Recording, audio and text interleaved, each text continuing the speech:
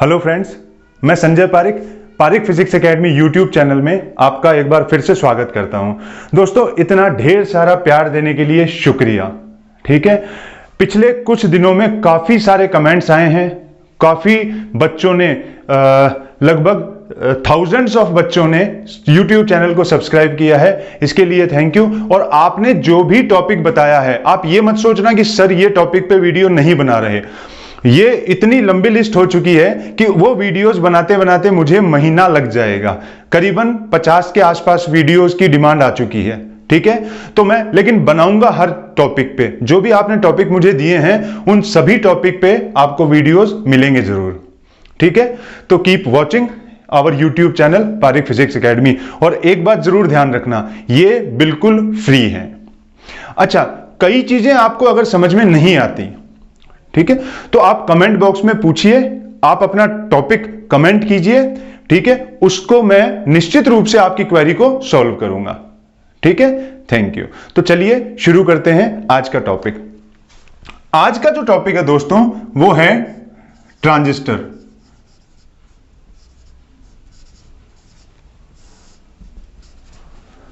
ठीक है, ये काफी सारे मेरे 12th के बच्चे, बीएससी के जो नीट वगैरह का एग्जाम दे रहे हैं, उन्होंने बोला सर जुलाई में हमारा पेपर है, तो आप थोड़ा सा इसको क्लियर कीजिए। तो ट्रांजिस्टर पढ़ने से पहले या ट्रांजिस्टर बताने से पहले मैं आपको एक सबसे मेन थ्योरी जो होती है, जो ट्रांजिस्टर को पढ़ने में या ट्रांजिस्टर के डेवलपमेंट में काम में आई थी, उस थ्योरी से स्टार्ट करूंगा, जिसे बोलते हैं बैंड थ्योरी।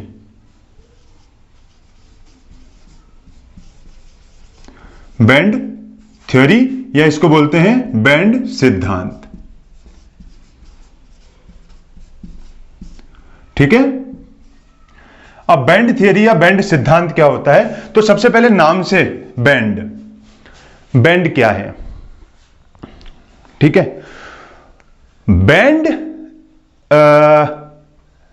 मैं आपको एक एग्जांपल से समझाता हूं, ध्यान दीजिए आप। दोस्तों, हमारे पास में आवर्त सारणी में बहुत सारे तत्व थे। इन तत्वों का वर्गीकरण हमने किया इनके गुणों के आधार पे। ठीक है, अब मेरे पास में मुझे कौन से एलिमेंट से कंडक्टिविटी मिलेगी, कौन से एलिमेंट मुझे चालकता प्रदान करेंगे, कौन से एलिमेंट बिल्कुल विद्युत के कुचालक हैं। ठीक है, और कुछ एक एलिमेंट ऐसे हैं जो न तो कुचालक हैं न ही सुचालक हैं, न तो इंसुलेटर हैं न ही कंडक्टर हैं। ठीक है, तो ऐसे जो तत्व थे, ऐसे जो एलिमेंट्स थे, इन एलिमेंट्स को अलग अलग करने के लिए, इनको वर्गीकरण करने के लिए, इनका बाइफर्केशन करने के लिए मुझे एक थ्योरी की जरूरत थी, जो मैंने बैंड थ्योरी का नाम दिया जिसे। ठीक है, अब यह बैंड थ्योरी क्या है? तो देखो, परमाणविक कक्षक जो होते हैं, ध्यान दीजिएगा मेरी बात पे, परमाणविक कक्षक या एटॉमिक ऑर्बिटल्स। परमाणविक कक्षक जब मिलते हैं, बहुत सारे परमाणविक कक्षक जब आपस में मिलते हैं, एटॉमिक ऑर्बिटल्स जब मिलते हैं, तो ये निर्माण करते हैं आणविक कक्षकों का।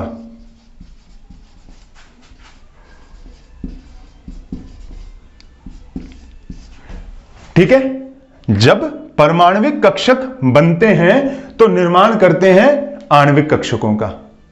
ठीक है, मॉलिक्यूलर ऑर्बिटल्स का। ठीक है,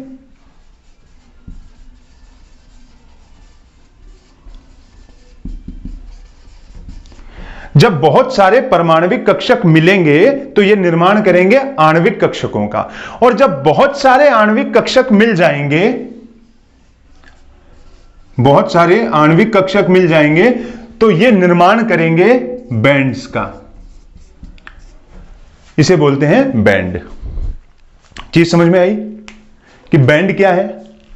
थ्योरी तो 1 मिनट लगेगा, सब समझदार हो आप, सबको आ जाएगी मस्त। तो जब परमाणविक कक्षक बहुत सारे मिलते हैं, निर्माण होता है आणविक कक्षकों का, और आणविक कक्षक बहुत सारे मिलते हैं तो निर्माण होता है बैंड का। ठीक है, तो बैंड क्या है? बेसिकली ये जो बैंड्स हैं ये एनर्जी लेवल्स के ग्रुप हैं, ग्रुप ऑफ एनर्जी लेवल्स, जिनकी एनर्जी बहुत नजदीक होती है, जो आपस में ऊर्जा स्तर बहुत नजदीक होते हैं, बहुत क्लोज होते हैं, उन ऊर्जा स्तरों के समूह को बैंड कहा जाता है। समझ गए मेरी बात? अब ये थियरी क्या थी और इसे कैसे डेवलप किया गया? तो देखो, आवर्त सारणी में मेरे पास में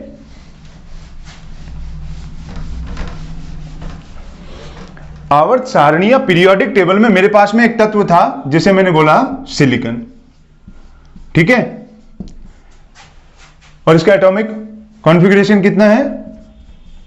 electronic configuration 1s2 2s2 2p6 3s2 3p2 और आप जानते हैं इसमें 3d ऑर्बिटल भी होता है। तो ये इसका इलेक्ट्रॉनिक कॉन्फ़िगरेशन हो गया सिलिकॉन का। पीरियोडिक टेबल में मैंने देखा सिलिकॉन है, तो सिलिकॉन के जो आउटर मोस्ट ऑर्बिट थे, ये आउटर मोस्ट ऑर्बिट थे, ऑर्बिटल्स थे, ये कुछ एक ऑर्बिटल्स तो भरे हुए थे कंप्लीटली, ठीक है, और कुछ एक ऑर्बिटल्स खाली थे यहां पे, ठीक है, कुछ एक ऑर्बिटल्स तो फुल भरे हुए हैं और कुछ एक ऑर्बिटल्स खाली हैं। अब आप ये जानते हैं कि जो चीज भरी हुई होती है वो तो नीचे बैठ जाती है और जो चीज खाली होती है वो ऊपर उठ जाती है। समझे मेरी बात को?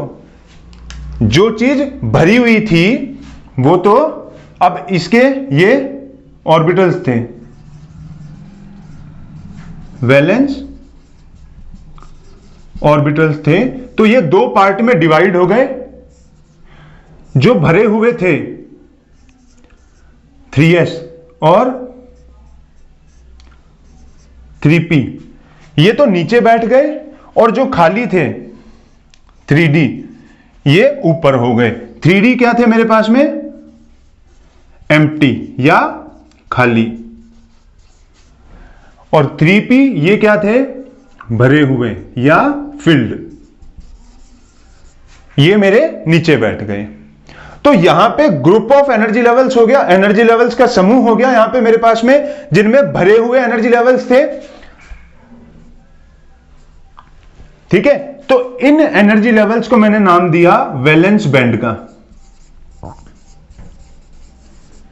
VB।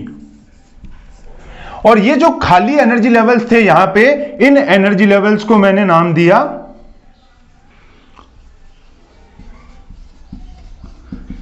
कंडक्शन बैंड का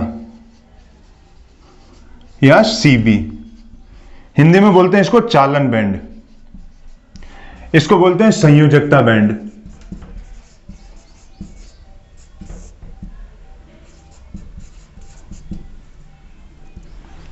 ठीक है, तो यहां अब आपको अच्छे तरीके से थोड़ा थोड़ा पता चल रहा होगा कि वैलेंस बैंड क्या है और कंडक्शन बैंड क्या है। वैलेंस बैंड इलेक्ट्रॉन्स से फिल्ड थे, संयोजकता बैंड इलेक्ट्रॉन से पूर्णतः भरे हुए थे, जबकि कंडक्शन बैंड पूर्णतः खाली थे।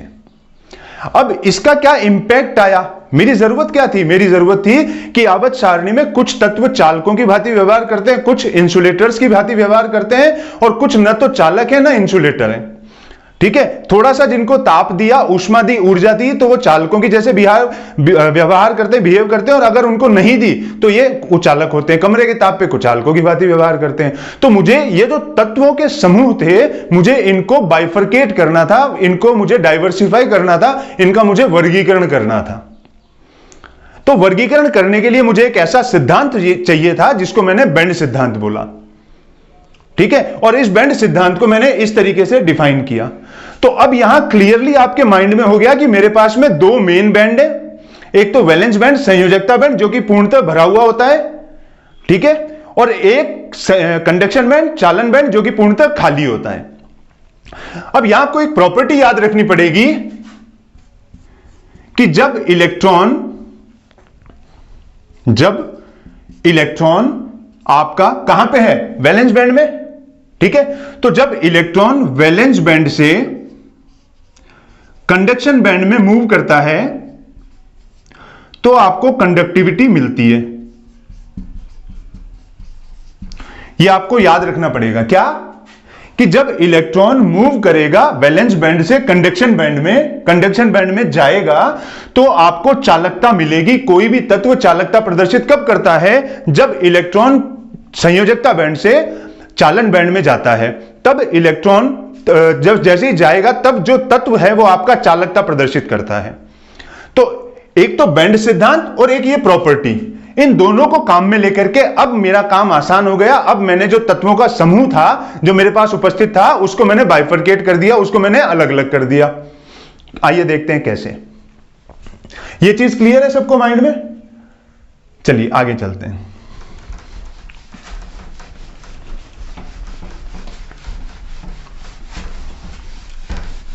चीजों को एकदम माइंड में क्लियर रखा करो, क्योंकि और स्किप मत करा करो, क्योंकि मैं कब क्या बोल जाऊं, ठीक है? क्योंकि फिजिक्स में चीजें याद आती हैं, आपको भी याद रखनी जरूरी होती हैं, ठीक है? तो अब मेरे पास में ब्रीफ क्या बोलता हूं मैं कि मेरे पास में दो मेन बैंड है। पहला तो है कंडक्शन बैंड,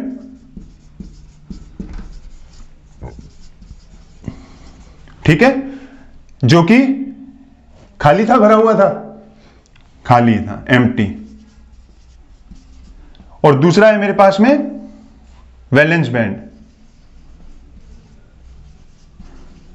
जो कि पूरा का पूरा इलेक्ट्रॉन से फील्ड था, भरा हुआ था। अब देखा गया कि इन दोनों के बीच में ये जो अंतराल है, ये जो गैप है, इस गैप को कहा गया फॉरबिडन एनर्जी गैप या वर्जित ऊर्जा अंतराल। इस वर्जित ऊर्जा अंतराल में इलेक्ट्रॉन कभी भी नहीं रहेगा।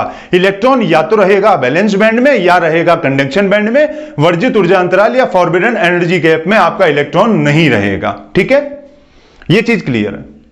तो अब देखा गया कि कुछ एक तत्व ऐसे थे जिनके कंडक्शन बैंड और वैलेंस बैंड में, कुछ एक तत्व ऐसे थे जिनके कंडक्शन बैंड और वैलेंस बैंड में जो फॉरबिडन एनर्जी गैप की वैल्यू थी, जो वर्जित ऊर्जा अंतराल का मान था, जो इस गैप की वैल्यू थी, ये लगभग 5 इलेक्ट्रॉन वोल्ट से ज्यादा थी,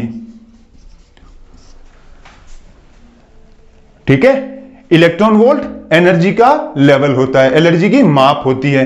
1 इलेक्ट्रॉन वोल्ट किसके बराबर होता है? 1.6 इंटू 10 की पावर -19 जूल।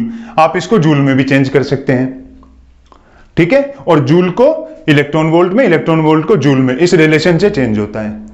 तो कुछ एक तत्व ऐसे थे जिनके कंडक्शन बैंड और वैलेंस बैंड में जो ये वर्जित ऊर्जा अंतराल था, जो ये फॉरबिडन एनर्जी गैप था, इसकी जो वैल्यू थी ये 5 इलेक्ट्रॉन वोल्ट से ज्यादा थी।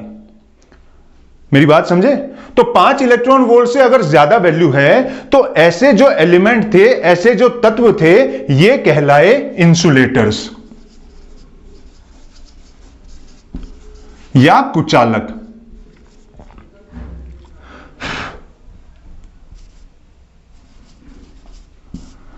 क्योंकि ऐसे तत्वों में इलेक्ट्रॉन वैलेंस बैंड से कंडक्शन बैंड में नहीं पहुंच पाते, ठीक है? बहुत ज्यादा एनर्जी की जरूरत होती थी ऐसे इलेक्ट्रॉन्स को वैलेंस बैंड से कंडक्शन बैंड में जाने के लिए।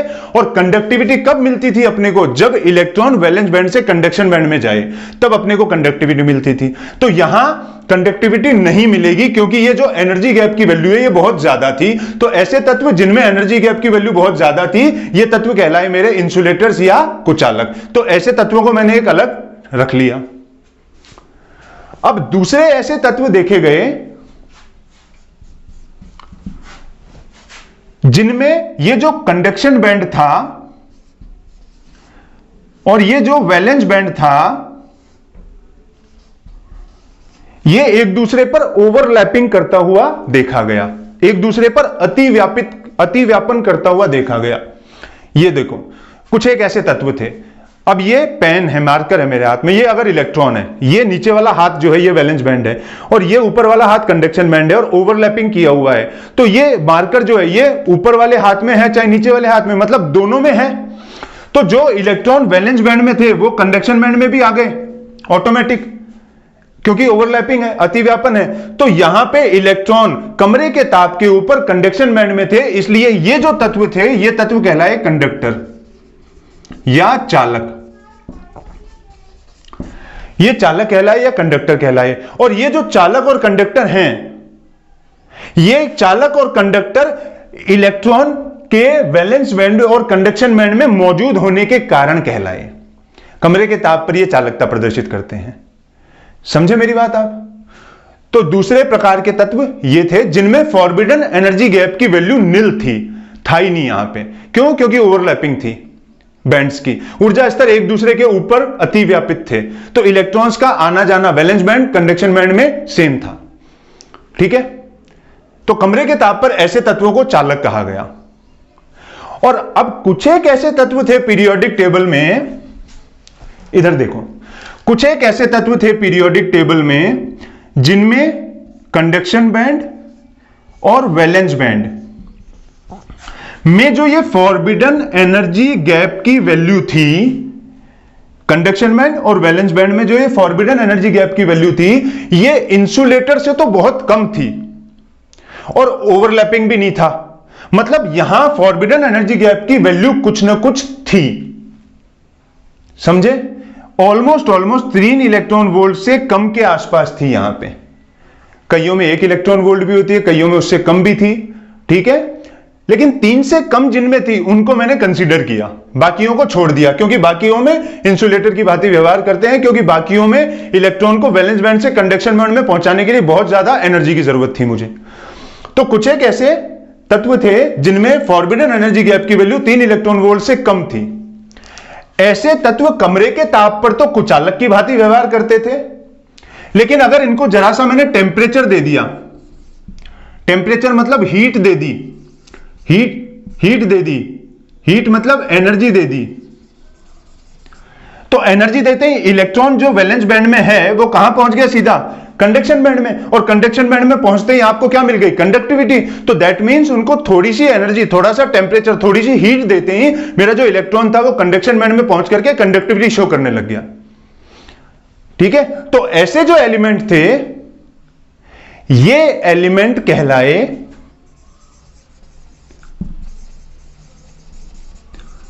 सेमीकंडक्टर्स या अर्धचालक। जैसा कि नाम से स्पष्ट है, सेमी, अर्ध, आधे चालक आधे कुचालक। कमरे के ताप पर कुचालक, इंसुलेटर, और थोड़ी सी एनर्जी देते ही, थोड़ा सा टेम्परेचर इंक्रीज करते ही चालक की भांति व्यवहार करते हैं। और ये बड़ी बृहत मात्रा में मिलते हैं। चालक तो बहुत महंगे होते हैं, कॉस्टली होते हैं, और ये इजीली अवेलेबल होते हैं। इसलिए मेरा सारा का सारा फोकस कहां चला गया? कंडक्टिविटी लेने के लिए इन एलिमेंट्स के ऊपर। ठीक है, और बहुत तेजी से विकास हुआ इनका। तो ये दोस्तों आपकी बैंड थियरी के आधार पे पदार्थों का वर्गीकरण था। चीज समझ गए? चलिए रिपीट कर लेना, बार बार देख लेना, कॉन्सेप्ट समझ में आना चाहिए। रटने की कोशिश मत करना, क्योंकि रटोगे तो 10 दिन याद रहेगा। कॉन्सेप्ट समझ गए, एक पिक्चर सी बना ली तो उसके बाद में भूल नहीं पाओगे कभी भी। और पारी फिजिक्स एकेडमी चैनल है, इसको सब्सक्राइब कर देना। ठीक है, लेटेस्ट वीडियो आते रहेंगे आपके पास में, डेली वीडियो आते रहेंगे आपके पास में। ठीक है, चलो, तो बैंड थ्योरी के आधार पे पदार्थों का वर्गीकरण आपने देख लिया। अब मेरा सारा का सारा फोकस किस पे आता है? सेमी कंडक्टर्स के ऊपर या अर्धचालकों के ऊपर।